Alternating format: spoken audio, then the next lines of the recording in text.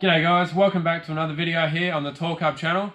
On today's episode, we're modifying this 92 litre fuel cell for my buddy Steve's project. He's building a pretty killer turbo LSA Commodore, so it's going to need a lot of fuel, and this is the way that he's decided to attack the problem. So what we've got over here, if you want to take a look, Jeff, he's brought this pretty cool, I think it's pronounced Torq's fuel pump hanger. He's going to be running two 525 in-tank Welding pumps. I think they call them the Hellcat pumps. And so what we're going to do is we're going to modify the center of the tank here to take this welding ring, and we're also going to put a speed flow 2-inch filler in the corner here as well. So that is going to get all the fuel he needs for his setup, and it should work really well. Yeah, mint. No, it looks pretty good, man. What is the most important part about doing this though? Like, obviously we've put the hanger in with the pumps. How is he going to get the fuel sort of to the engine and all the rest of it as well? We'll be doing a speed flow Teflon lines from front to back eventually once we get it all in the car and plumbed up. I'm not sure exactly the orientation of how he's going to do all the plumbing and that, but that's something we'll get to later. But this is a very simple way, as far as plumbing goes. The in-tank stuff's probably the simplest way to go, as opposed to using these 12 outlets with pre-filters or without pre-filters even, and mounting a big external pump underneath. So the advantage of going this way, you've got your internal pumps. They're pretty quiet, they're not really loud, and they flow tons of horsepower.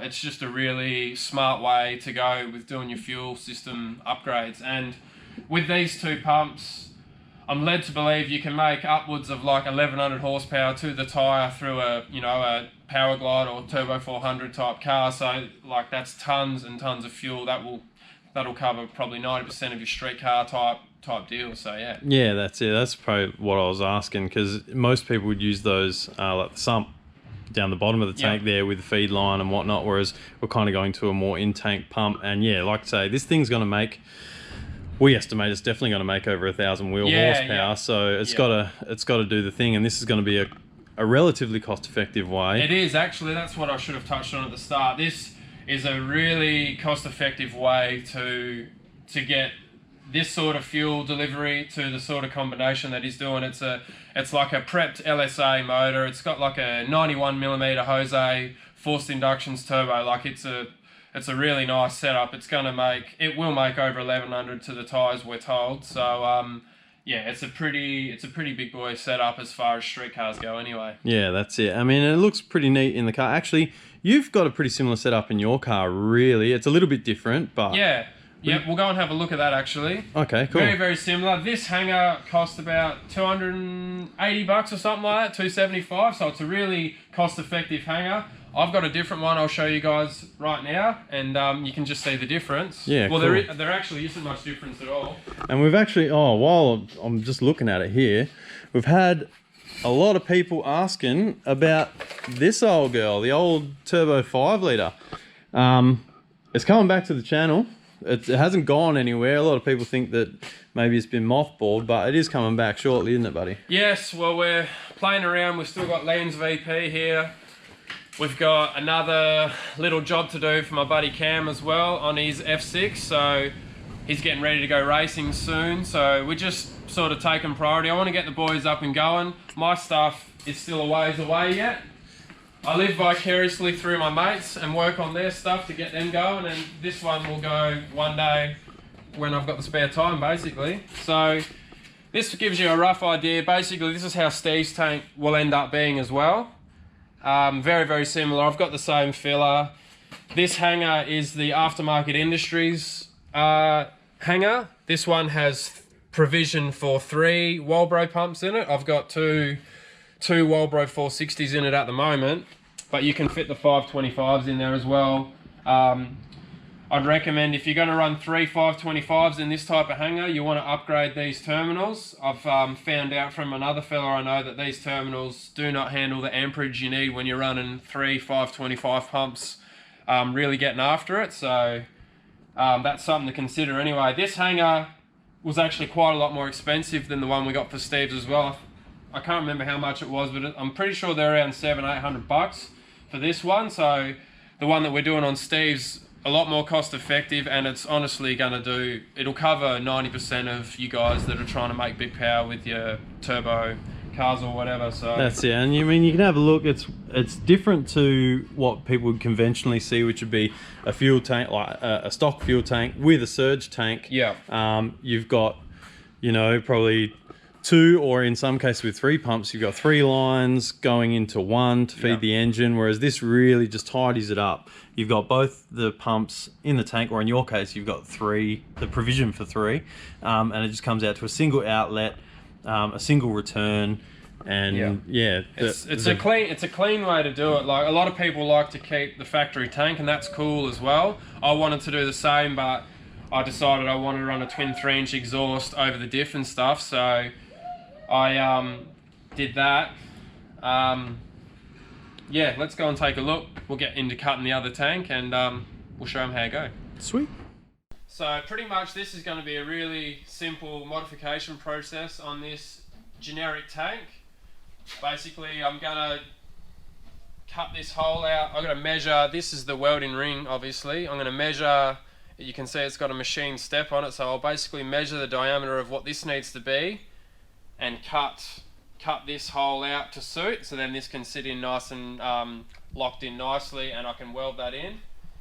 You might be thinking, well, what's this hole for? This had this is the original filler that was in the tank.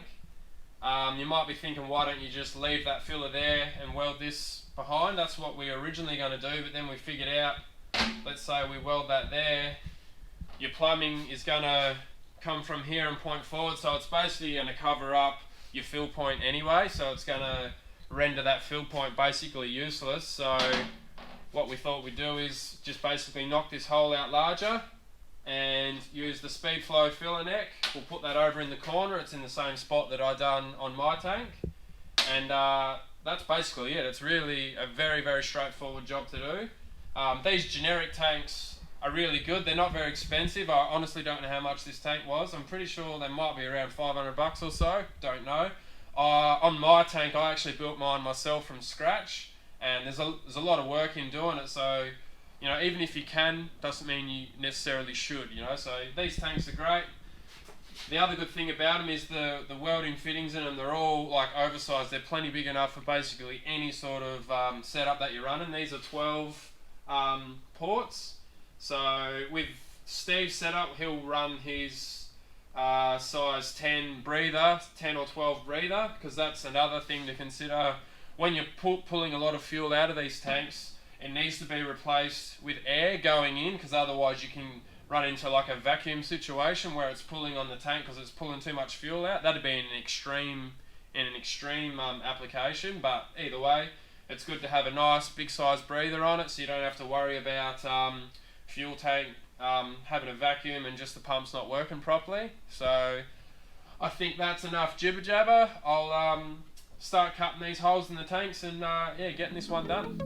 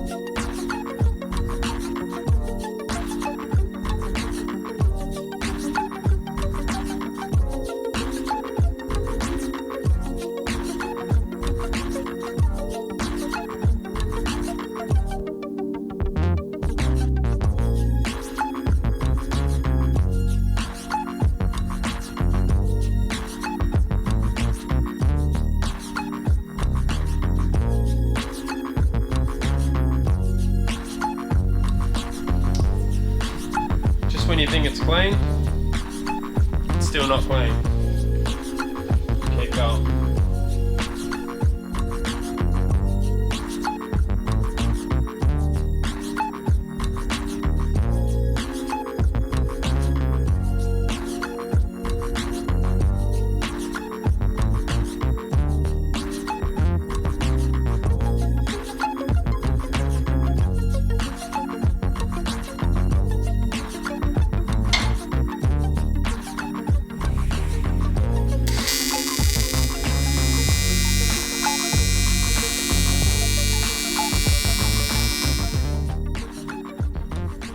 So you got them tacked on there, bro.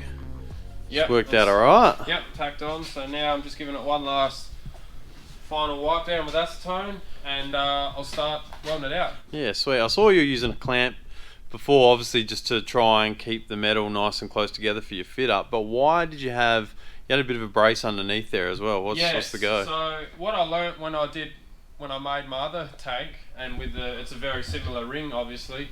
What I found was when you're putting your tacks on, so you'll lock it in, usually you'll pick 4 spots and tack it. What happens is as you start welding, the heat input gets into this sheet metal here. This is probably 3mm, or the one that I made was. And what actually happens is the tank actually starts to bow and pull away from the weld ring itself. So I've put a few extra tacks in, and it was doing that even when I was tacking. So basically that bit of pressing that I had, and the clamp was just keeping that a tight fit up, because when I put the heat in to tack it, it will pull away and you end up basically having a gap, and where your tank, it'll basically be wavy and you'll be filling gaps, and I need all the help I can get to try and get a consistent weld. So I put a clamp on there, and it worked pretty good. So hopefully it doesn't pull away too much in between the tacks I've got, but you know, I don't want to put a million tacks on it, so... No, that's right. And in between runs, you can use a bit of compressed air, cool it down. Yes, I'll do that also, because I don't want to take this fuel level sender out, because it's got like the nuts on the bottom. It's going to be a pain in the butt to remove, so I'll just, knock a bit of heat out in between runs, and it'll be fine. Yeah, sweet as. Alright, so what's next? Just last clean down and get ready to weld her out? Give it a wipe, so basically just glue it on for good now, and then that's it. Hell yeah, let's get stuck in.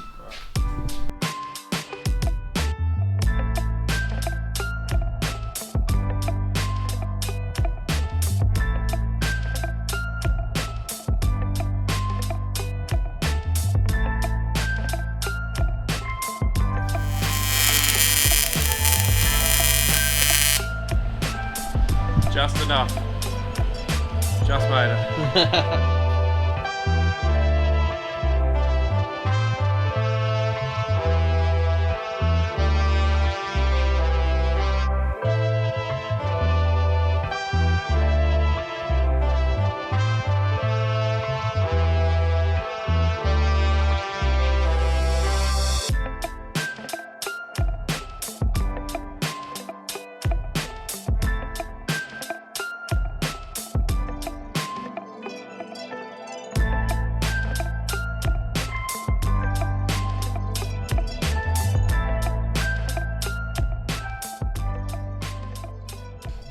Okay guys, so that's going to conclude today's video.